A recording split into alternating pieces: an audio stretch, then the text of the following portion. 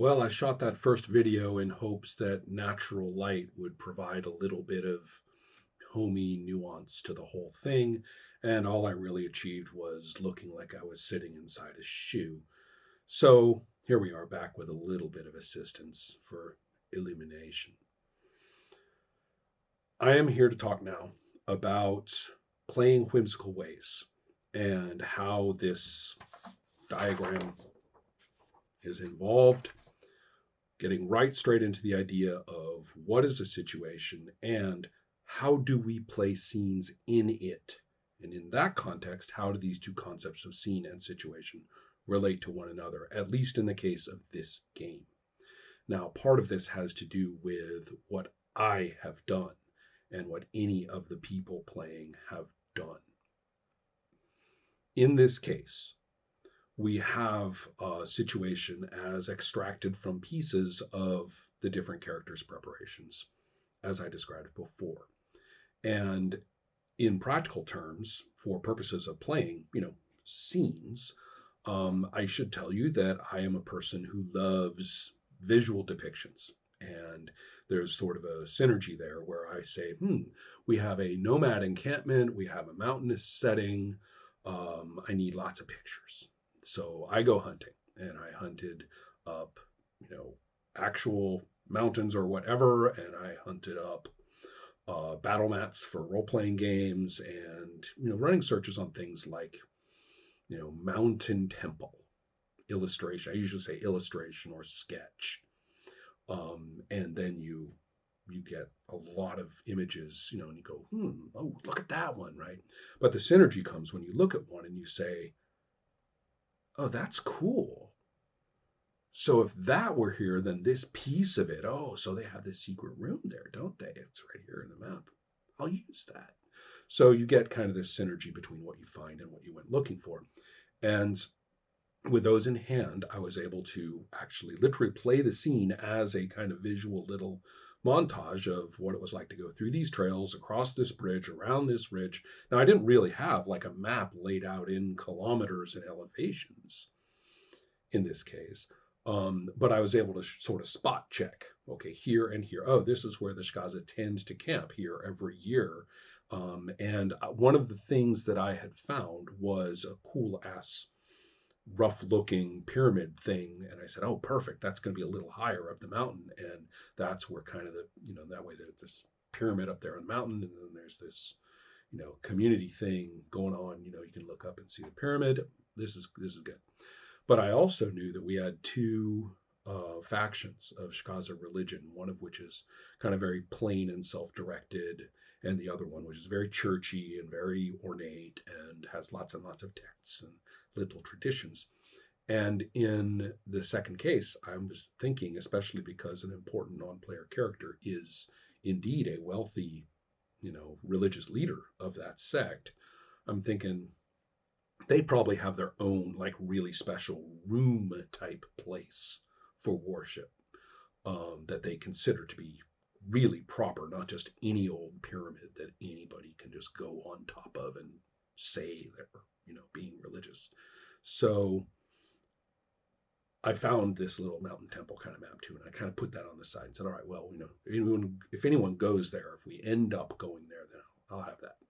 So I had those. And so our scene play begins basically with showing the players these things, talking a little bit about their characters traversing into the community. And then I'm describing Shkaza as well. I was calling them Vargar at the time.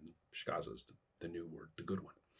And so you end up with me describing what the community's like. There's several things that I also have in mind.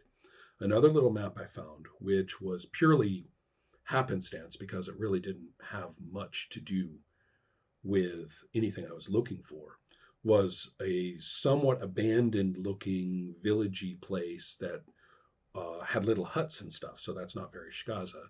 And it had this overgrown stone temple place. That's probably why I found it. And it was really cool with all these like, it was very watery with waterfalls coming off the edges and huge lily pads that look kind of fantasy like and everything. And I was like, oh, this is kind of cool. It looks so idyllic, but also abandoned and not very well maintained or anything. And I got to thinking a little bit that maybe that's where that human meat farm I was thinking about, that's where they keep the humans. They're comfortable there, right? Like keep the meat animals happy, right? And I knew that they had been so basically drugging the humans, and so all these plants overgrowing the place. And like, oh, that's cool. They don't even have to like feed it to them. They're just like living amongst it's like lotus land. Okay, okay, good. We've got that little human Shangri-La meat farm up there, and it looks like this. And I'm thinking, okay, that's really sequestered off in a higher valley somewhere. Same water. There are water courses in all of these, and I'm thinking, okay, so that water flows to here, and that water flows to there. So with all of that, I have therefore stuff I'm showing them and some stuff I'm not showing them yet. I'm kind of on hand for when and if we run into that stuff based on interactions. And if there's somewhere we go that isn't what I've got, that's okay. Having those things kind of orients me toward how to describe other things. I also have, all the leeway I want if I show one of the maps and I say, okay, you see that little thing sticking up over there? Yeah, that's not there. Things like that. Well, with this stated, other aspects of their arrival matter. They can see that there's lots of human meat being roasted around the Gaja encampments with no sign of strife or tribal conflicts or whatever that would have ordinarily led to a brief moment of such things. It's being treated a little, normalized. And then we have the meeting with Ogox, Theox's lover, whom I have thought about how I want to play this character. And she is in love with Theoxa. But she is also, deeply committed to her religious role and kind of likes the wealth and power. And Theoxa is sort of an off thing, it's a little off message. I kind of went back and forth, and I ended up keeping this kind of gray in my mind. Just how, what do Shkaza think of same-sex relationships? And I had been thinking of them as kind of a rough and ready warrior, or at least, ready for violence if necessary, kind of nomad tribal bunch. And anthropology tells us many different things. So it's not as though I can just flip open the dictionary and say, oh, this is what they're like. And so, anyway, I kept that a little gray. Theox is already a dubious enough person that Ogox's relationship with her is already a little iffy. But I was ready to kind of lean in the direction that at least some of the Shkaza were, for lack of a better word, conservative in their thinking about this, if that is the precise word, in a larger context. So I have Ogox more than happy. She's socially connected. She hears, the scuttlebutt, is traveling rapidly in concentric circles out from our characters as they wander through the community, and therefore Ogox is soon, to hear about it. She's overwhelmed with emotion. She wants to see her lover and is missed her, is worried about her, and it gallops in and just does a huge welcome with a good strong dose of let's make up for lost time, involved. So how did the characters respond to this? Theoxa responds, as played by Noah, by saying, why, yes, I believe a little us time is called for, Ogox, and off they go. And leaving 13 standing there, the robot in the middle of the Shkaza community, kind of standing there, wondering what's going on. So this led to a couple of different events. And now, you see, that's the first arrow, and it took us to a place of this character's circumstances that isn't scripted. There wasn't one, and I just have characters to play. Now, what kinds of decisions does one make at this time? And I am very big on that I don't. I make decisions about what characters do at this time, not what the scene is for. So therefore, we have sort of a post-coital hangout with Theoxa and Ogox, and at the same time, we have some activities, by 13 as they wander around and do stuff and learn things. Now, to focus on the significant role in this case, we have um, basically a very consequential conversation. The game, using its parent game, Legendary Lives, has two abilities, one called Sincerity and one called Lie, which involve handing important information to another character, specifically a non-player character. And you don't just do it, if you say the sky is blue. It's when you're actually trying to have them internalize, to uptake what you're telling them and act on it in the way that you gave it to them. And if it's true, then you are using sincerity. And if it's not, then it's lie. And yes, all the philosophical yip yap about, well, what is truth? It's how the character sees it. Get over it. Okay, so then we have the interesting outcome of the roll. Theoxa is actually not that badly endowed with sincerity, but the dice go higgly piggly, and she is trying to explain to Ogox the significance of the mysterious place that she and 13 have visited, and how she and 13 are, true companions, and that it has been this wonderful experience that she wants to bring back to Ogox and to tell her about, that it's significant for religion. It's this is an important thing we have done. And the failed sincerity roll is a real bounce for me as the game master. Remember, this is not about expectation. I want the bounce. The dice are rolling, and I'm like, where are we going to go in certain ways?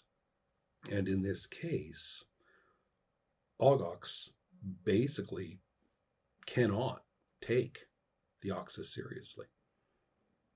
Ogox cannot say to herself, oh, I better listen to what Theoxus is telling me. Instead, we have the situation where she's saying, all right, my lover is home. And she's babbling like a mooncalf about all these cool things and weird places and insights that she's had out there.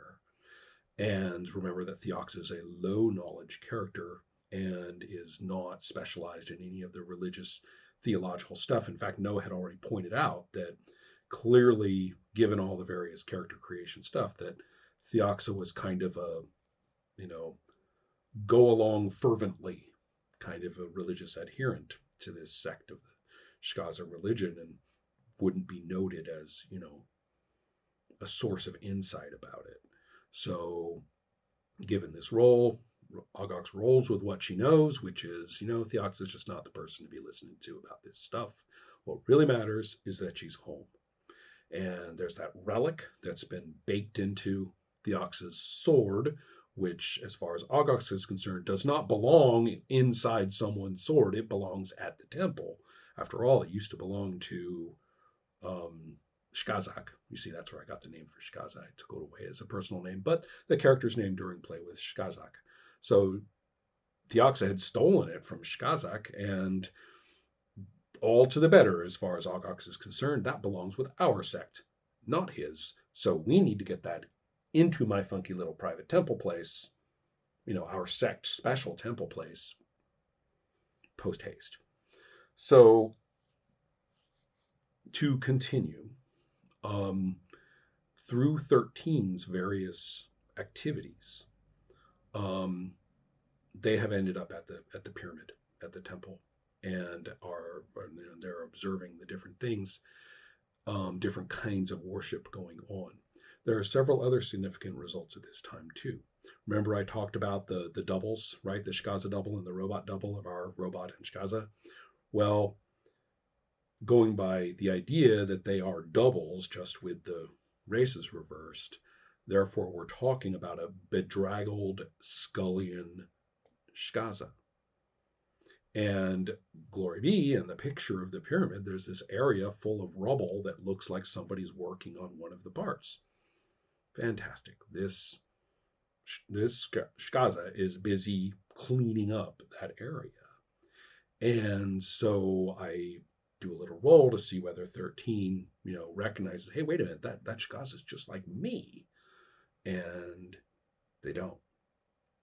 Um, Furthermore, now I'm making it sound like they're failing rolls everywhere, but they're not. There's successful rolls going on too of a variety of things. Um, what matters with the next failed roll, though, because effectively, even though we're not really shifting locations at this time we've got Ogox and Theoxa talking, and we've got 13 at the pyramid. And so different rolls are being made with different consequences, and they are little sort of new nows, or say, okay, well, then we proceed with the scene, with the situation, as we now have clarified a bit with the roll, what you do and don't understand, where you go and where you don't go.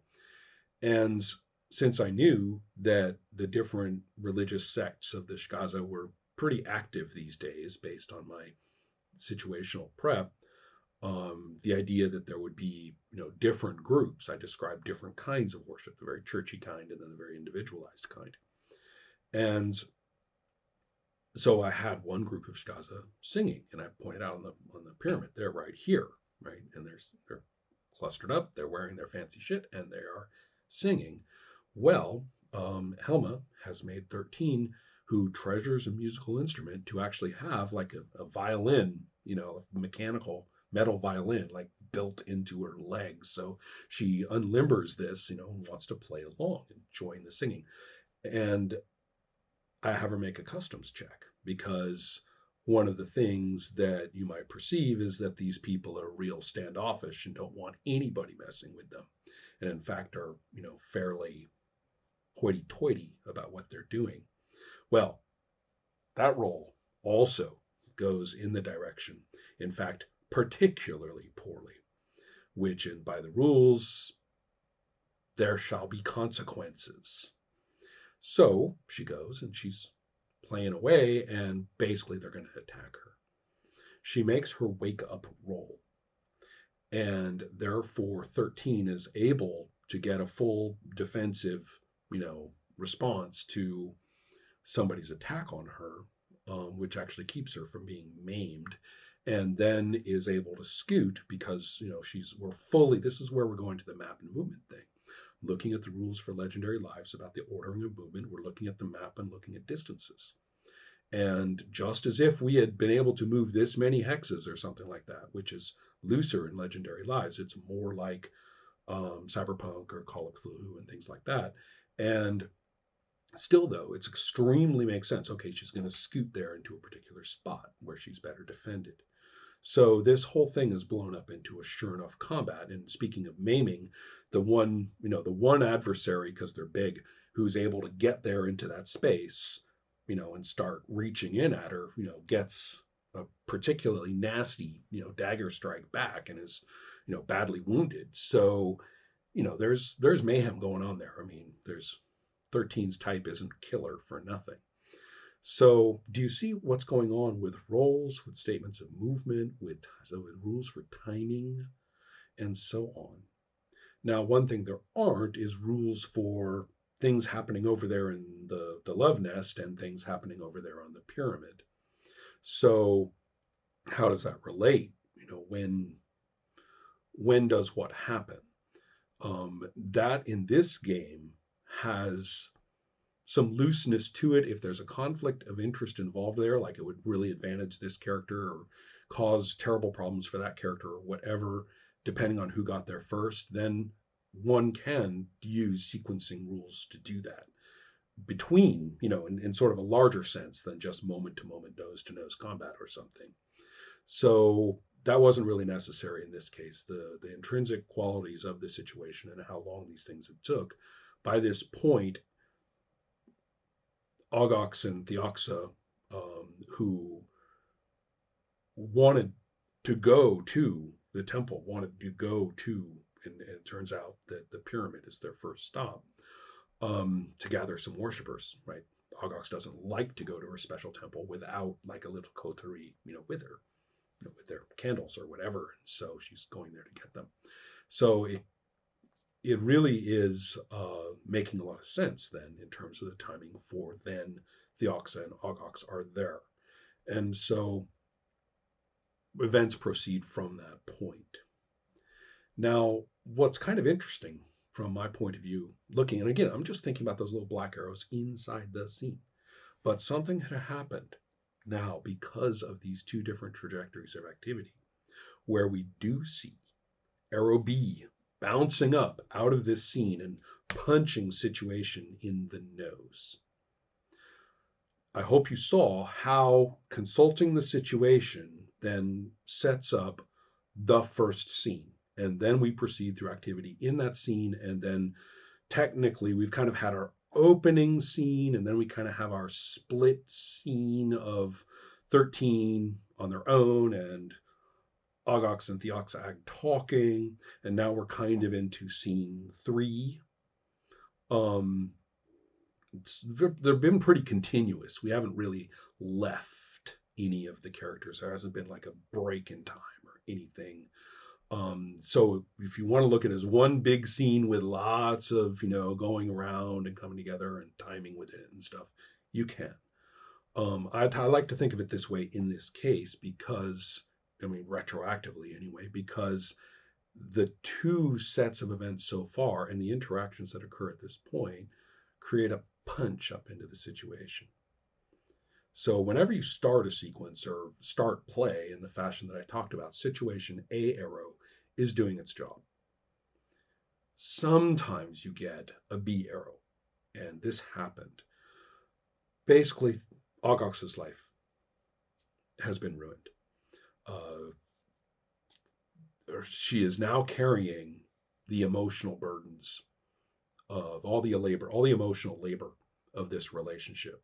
She has to care for Theoxa, but she also has to kind of manage Theoxa's input into the relationship because she doesn't really think that, intellectually, spiritually, socially, that Theoxa is really contributing very much. In fact, she quite reasonably at this point is thinking that that wretched little robot that Theoxa brought back with her, has been filling her head with nonsense, and the quicker the robot goes away and Theoxa settles down to being, my nice, sexy, muscular, sword-bearing, girl toy, the better. But that's a very patronizing way to look at your lover, and she's falling into that. And it's also stressful. It's not as idyllic as she would like with two equals. So that's Ogox's sort of emotional state toward Theoxa. And if you're wondering how I arrived at such a thing, did I consult my psychology textbook? Did I do research on this? No, I'm feeling it. I'm playing Ogox. And when Theoxa went on and then, rolled that result, I could just kind of feel the bottom drop out for Ogox and go, oh, so that's what this relationship is like. Now, I've been leaving out in this account another player in all of this who has been interacting with the characters, particularly with 13, who is Shkaza, the Shkazak, who is the other primary NPC, at least the one I had given a lot of thought to, because that's Theox's enemy, is the person that she stole the relic from, the person that had got her imprisoned for doing it, designated as an enemy, meaning that they are still perfectly capable of malign action toward her. And in all of this context, particularly the theft of the relic, I had thought, okay, this guy's going to be part of the other sect. And that's how I've been playing him.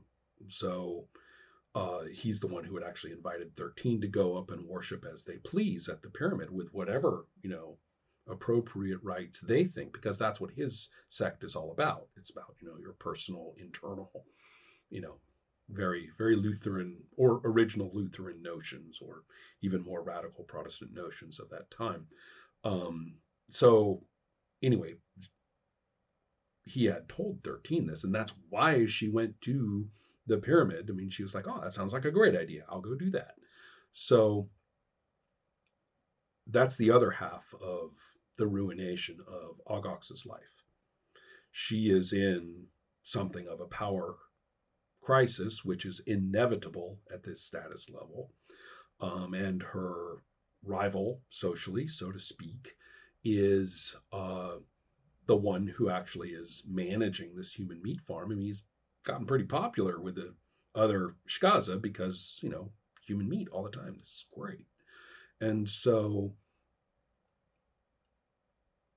all of a sudden, she comes to this temple and discovers that her side of things is scuffling, having a bloody scuffle with this very same robot on the temple, on the pyramid, and that Shkazak seems to be taking more of a defensive deal. There's about to be a brawl. He's rushing there with a bunch of his adherents, and it looks like they're going to mix it up there to defend this robot.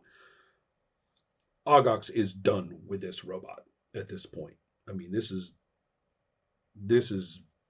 just impossible, especially when Theoxa jumps up on the wall and dramatically challenges all of the churchy ones who are attacking 13. Ogox is like all alone. Her lover just abandoned her and took her enemy's side.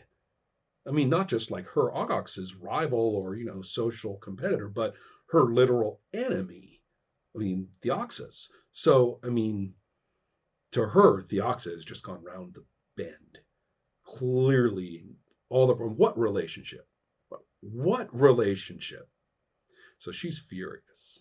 And she goes as far as I have been prepared to go, because one thing I've been kicking around in my mind is, well, do the Shkaza have any particularly extreme little rituals or religious things that they might get up to sometimes? And their religion is based on basically, flipping off the deity and telling them what you think of them for this existence, which ain't anything good as far as telling them what you think is concerned. So in this, the fun part, of course, is there's this very churchy version of doing so, which is just like, love the deity kind of thing. But that's anyway. But the deal here is that there's this thing called the final defiance, which clearly would be, sacrifice, martyrdom, that kind of thing. Well, technically, of course, it should be, voluntary, but hey, any ritual in a storm, as any organized church will tell you. So Ogox, trying to dominate the situation socially, basically proclaims that 13 is now going to display the final defiance at the very next. He names a day, when it's going to happen. So, solving this problem all the way around, much to the consternation of Theoxa and the confusion of 13, who's kind of like the final what, and also Shkazak, who at this point, sensing, vulnerability and desperation on Ogox's part, decides to go, play oil on the troubled waters and is going to say, I'll take care of this robot. We'll keep things nice and calm. I'll make my people, your people are all riled up. My people will keep things nice and smooth until such a time as, that happens, giving him time for machinations. So that's where we ended the first session. But do you see what I mean about knowing from the situation where these opening movements occur, and then the little black arrows do what they're going to do, and then there doesn't have to. You're not driving toward it. You see, this is this thing about mining for conflict, right? That's where players suddenly decide their characters, are going to stab that guy, or they suddenly decide, that they hate this, or they suddenly decide that, it's time to, run off. It's basically shit play. And you don't know what to do and you don't care about much what to do. So you're just kind of making everything a little crazy, making everything a little kooky, making everything a little unstructured. And it's kind of a way to, throw darts at a game master who's trying to keep control. You see, that trying to keep control thing just isn't going anywhere good. Either people have to infantilize in order to go with where you're flowing, or they start throwing darts at it by shit play. So none of that is happening here without me in control, with all of us honoring what each other says, each of us using every little bit of information or context, or in many cases, emotional intuition about the character that they have. We can often find ourselves, rather to our surprise, it was the last thing on my mind. Don't take that wrong. It wasn't that I was against having any such thing happen. It was not occurring to me until we get there that Ogox would be bringing the threat of the final defiance down upon 13, and that this romantic rift, had yawned open so widely, and that the social scene among the Shkaza had ramped up on both sides. I mean, she's backed into a corner emotionally and socially. Shkazak is, sensing an opportunity. So there you are. Now, one other situational thing. Remember that double that 13 had not seen, right? I now, since nobody had seen the double, or, nobody with any reason to would have noticed this as a thing, is somewhat freed. So, in scene terms, that character can do whatever they want. So, it's important for me in playing the situation when we open next time. I know that given any availability for a time or location shift, I have to remember that character's doing things. So that's where we ended that first session. And that's the big lesson here. Those little black arrows inside, and in our case, there didn't have to be, but in our case, there was a B arrow. The situation has changed. Socially, emotionally, characters are going to act differently than they were before.